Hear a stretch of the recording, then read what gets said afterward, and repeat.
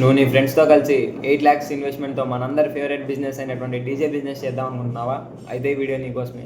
ముందుగా మన 8 lakhs investment అయితే బ్రేక్ డౌన్ చేసేసుకుందాం రండి. ముందుగా మనం 7 lakhs పెట్టి మన డీజే సెటప్ కావాల్సిన కాంపోనెంట్స్ అన్ని మనం పర్చేజ్ చేసుకోవాలి. లైక్ యాంప్లిఫైయర్, అలాగే స్పీకర్స్, అలాగే బేస్ బాక్స్ అన్ని పర్చేజ్ చేసుకోవాలి. మిగిలిన 1 lakh లో మనకు మార్కెటింగ్ కావచ్చు, అలాగే ట్రాన్స్పోర్టేషన్ ఫీ అనేది ఉంటుంది.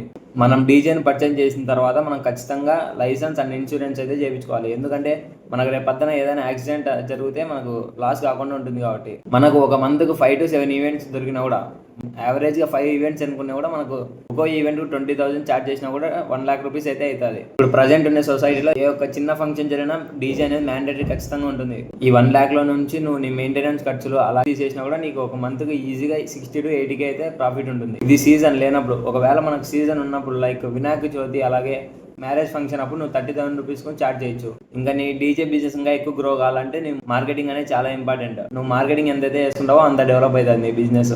మరిన్ని బిజినెస్ ఐడియాస్ కోసం మన యూట్యూబ్ అండ్ ఇన్స్టా పేజ్ని ఫాలో అయిపోండి.